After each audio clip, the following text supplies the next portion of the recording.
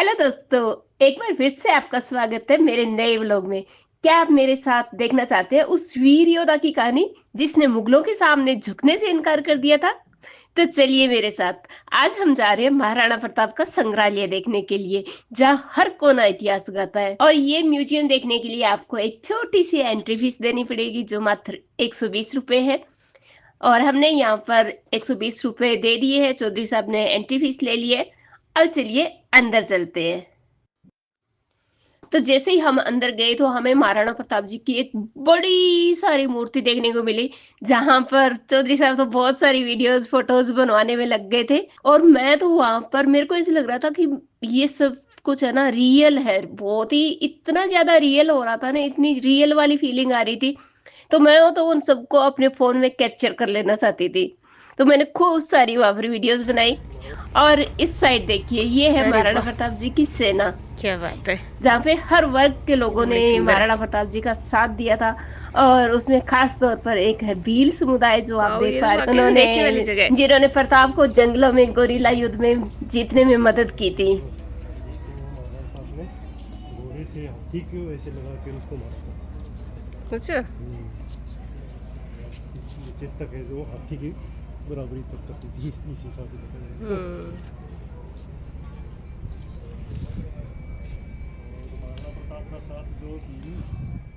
महाराणा प्रताप का साथ भील राजा भी रहते थे। अच्छा। तो आसपास का जगह इधर भीलवाड़ा भी पास में है, तो यहाँ भील जनजाति काफ़ी, तो वो भी इनके साथ लड़ते थे।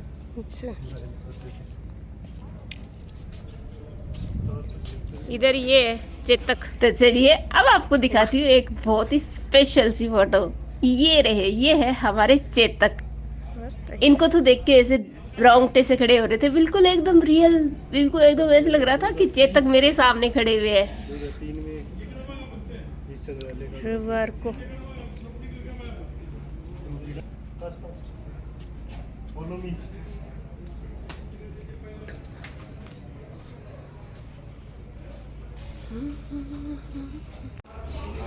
काफी टाइम 1540 ईस्वी में हुआ था।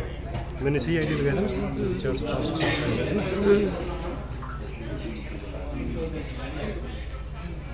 तो चलिए गाइज, अब मैं आपको लेके जा रही हूँ संग्रहालय के अंदर। तो दिल थाम के बैठ जाइए, आपको बहुत ही मजे आने वाले हैं।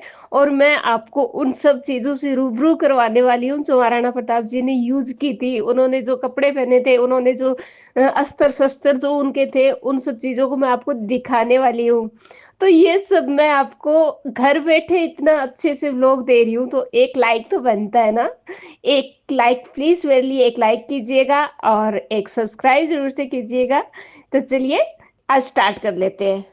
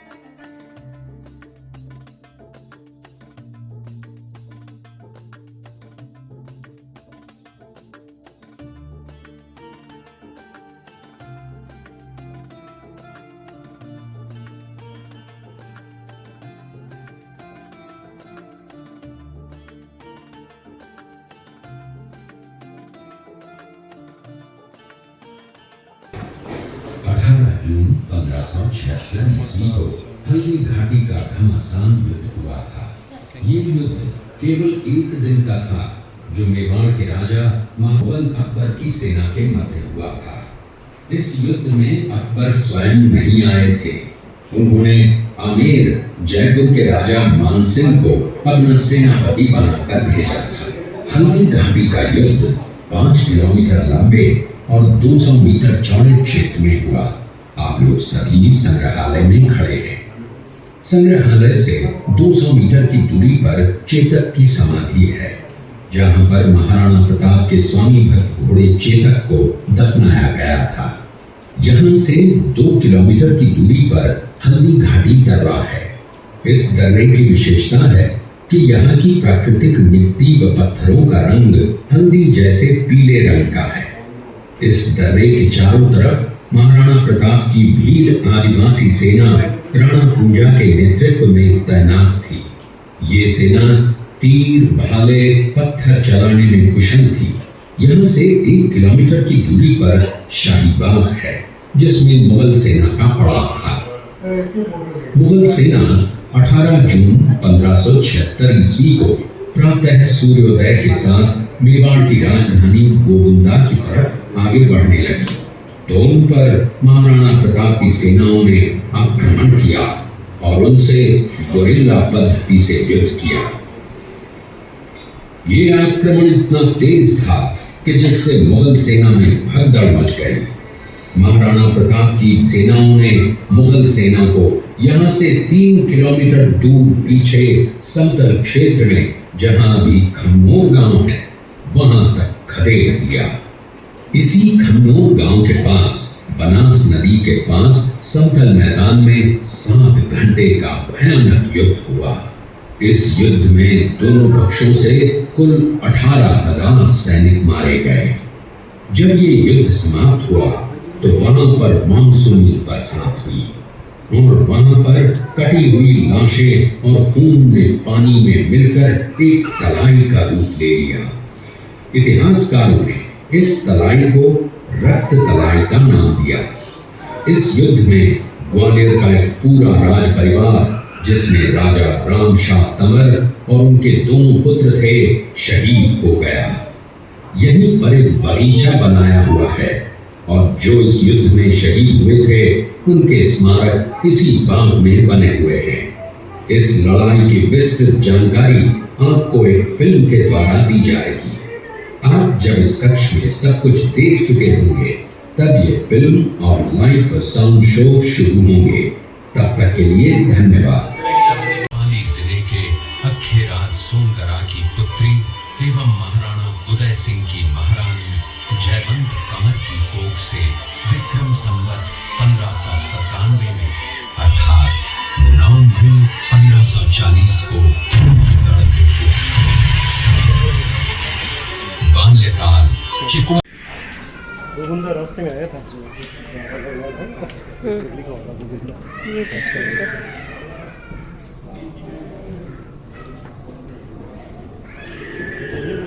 ये दृश्य मेवाड़ की प्राचीन राजधानी चित्तौड़गढ़ का है।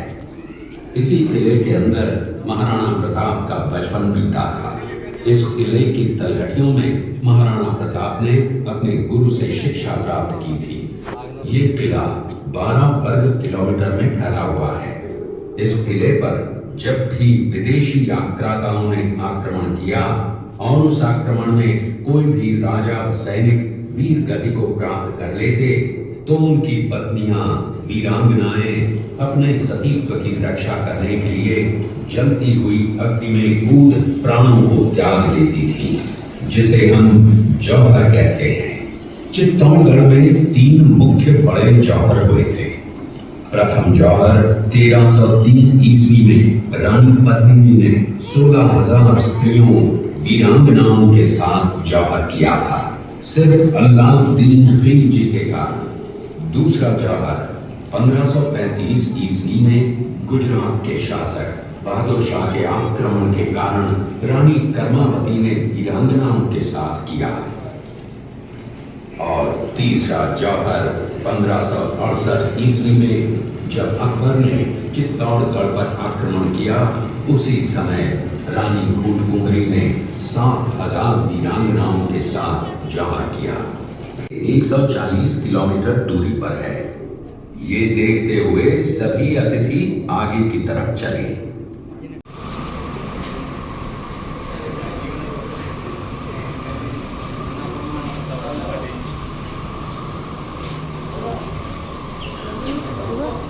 ये शेरपुर गांव का दृश्य है। अब्दुल रहीम खान खाना अजमेर का सूबेदार था। जब वो शेरपुर पहुंचा तब उसका पता कुंवर अमर सिंह को चला, जो महाराणा प्रताप के पुत्र थे। अमर सिंह ने शेरपुर छावनी पर अचानक आक्रमण कर दिया। उस आक्रमण में मुगल सेना में भगदड़ मच गई। मुगल सेना को अपनी छावनियों को छोड़कर भागना पड़ा। छावनियों के अंदर से लूटा हुआ माल व अब्दुल रहीम खान खाना, जिसकी बेगम आनी खान को बंदी बनाकर महाराणा प्रताप के सामने पेश किया गया। तब अमर सिंह पर महाराणा प्रताप क्रोधित हुए और कहा, जहां से इस नारी को बंदी बनाकर लाए हो, इसे पुनः सही सम्मान लौटा कराओ। महाराणा प्रताप ने कहा, हमें नारी से कोई दुश्मनी नहीं है, हमें तो देश विद्रोहियों से दुश्मनी है, जिन्होंने चारों तरफ आतंक फैलाया है। महाराणा प्रताप के आदेश का पालन करते हुए कुंवर अमर सिंह ने उस मुगल नारी को ससम्मान छावनी तक पहुंचा। इस प्रकार महाराणा प्रताप ने अपने क्षत्रिय राजपूत धर्म का पालन किया और पराई स्त्रियों को मां, बेटी और बहन का दर्जा दिया। ये है महाराणा प्रताप का चरित्र और नैतिक उदारता का परिचय। ये देखते हुए सभी अतिथि आगे की तरफ चले। ये एक ऐसी मां थी जिसने अपने पुत्र का बलिदान देकर राजवंश की रक्षा की थी। उस मां का नाम पन्नाधाय था। पन्नाधाय जाति से गुर्जर थी। वो एक राजकुमार की धाई मां थी। दूसरी तरफ हाथ में तलवार लिए खड़ा ये बनवीर सिंह एक दासी पुत्र है। ये कुंवर उदय सिंह की हत्या करके मेवाड़ की राजगद्दी प्राप्त करना चाहता था। एक रात्रि बनवीर सिंह को मौका मिला। वो राजकुमार उदय सिंह के बड़े भाई विक्रमादित्य सिंह की हत्या करके राजमहल की तरफ आगे बढ़ा। इसकी सूचना पन्नाधाय को लग गई। कुछ समय तक पन्नाधाय चिंतित हुई। तभी पन्नाधाय ने अपने पुत्र चंदन को राजसी कपड़े पहनाकर पलंग पर सुला दिया और उदय सिंह को एक टोकरी के अंदर छिपाकर पत्तों से ढक के महल के बाहर निकालकर गुप्त रास्ते से कुंभलगढ़ भेज दिया। बनवीर सिंह जब तलवार लेकर राजकक्ष में आया तो उसने पन्नाधाय से कड़क आवाज में उदय सिंह के लिए पूछा, तो पन्नाधाय ने चंदन की तरफ इशारा किया। बनवीर ने चंदन को उदय सिंह समझकर चंदन की हत्या कर दी और ये समझने लगा कि मैंने राजकुंवर उदय सिंह को मार दिया। वही राजकुंवर बड़े होकर राजा बने और अपने नाम का उदयपुर नगर बसाया, जो यहाँ से 40 किलोमीटर दूर है। और उन्हीं के पुत्र महाराणा प्रताप हुए, जिन्होंने हल्दी घाटी का युद्ध लड़ा और आज हम लोग उनका इतिहास यहाँ पर देख रहे हैं। ये देखते हुए सभी अतिथि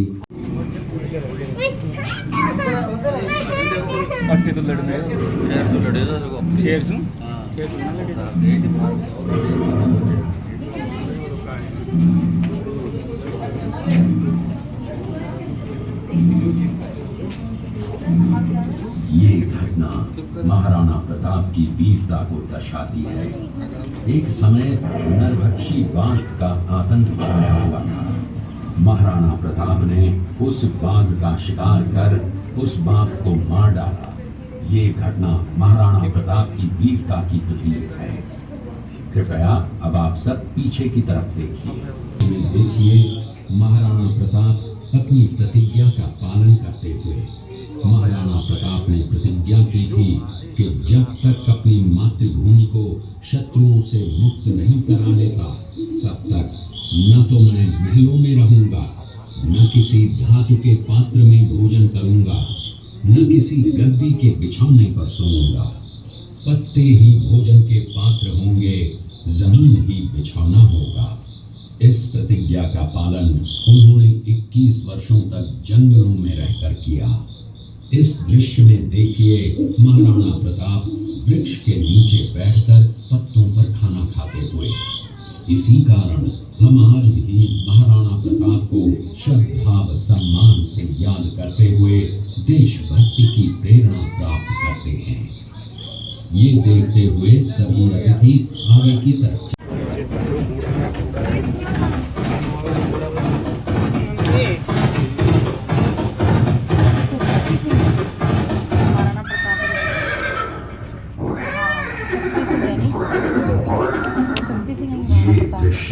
महाराणा प्रताप और सुविख्यात स्वामी भक्त घोड़े चेतक के अंतिम मिलन का है। हल्दी घाटी युद्ध के बाद चेतक घोड़े ने 22 फीट के एक बरसाती नाले को पार किया। ये उसी समय का दृश्य है। पास में खड़े महाराणा प्रताप के छोटे भाई शक्ति सिंह हैं, जो पहले मुगल सेना में थे। बाद में वो महाराणा प्रताप की तरफ आए, माफी मांगी और अपना घोड़ा महाराणा प्रताप को दिया। आपका शरबत का तो एक डायबिटीज वालों के जामुन की गुठलियों का आसन आप है जो डायबिटीज शुगर को 100% का सिंपल टेस्ट होती है। आप भी आगे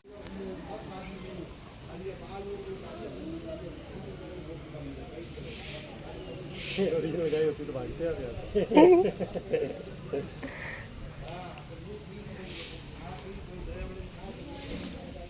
ये है देवरा गांव।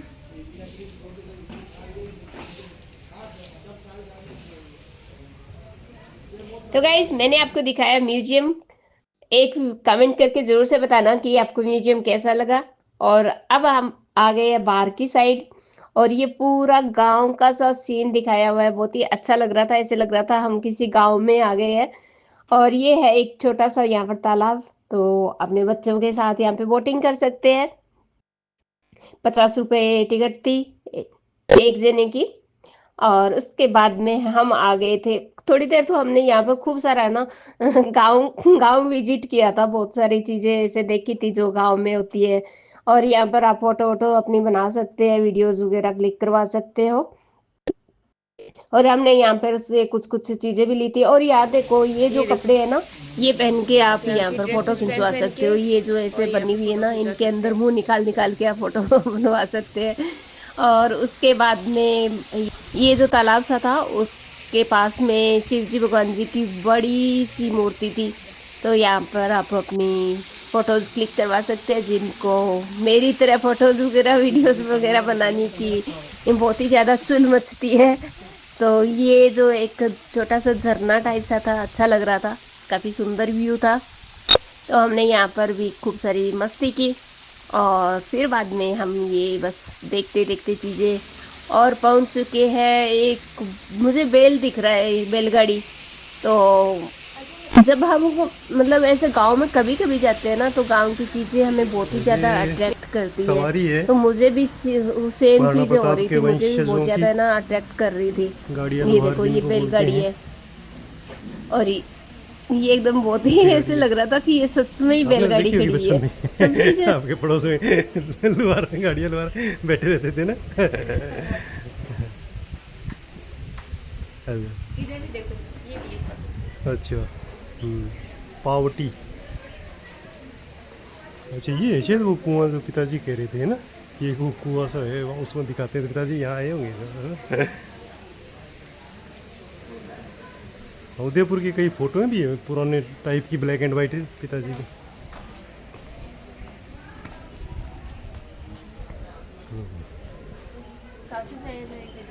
अच्छा पूरा एक अस्तबल टाइप बना रखा है। आगे शेर भी है।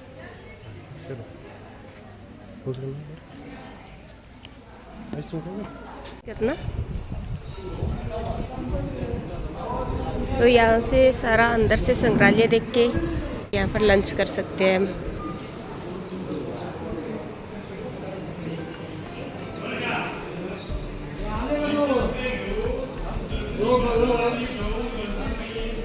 ये देखो कितनी शानदार गाड़ी है।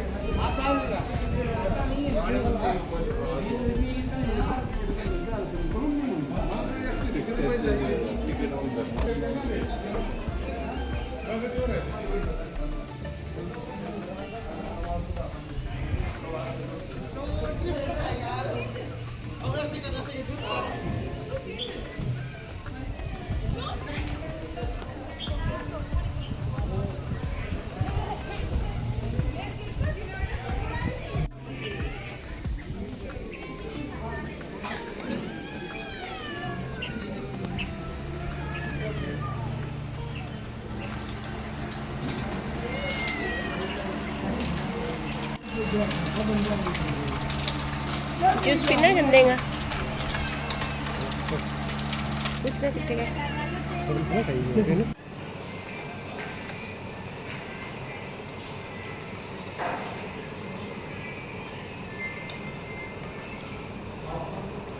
खाना कैसा लग रहा है? क्या क्या क्या क्या खाने में? राजस्थानी दाल बाटी, कड़ी, सब्जी, रोटी।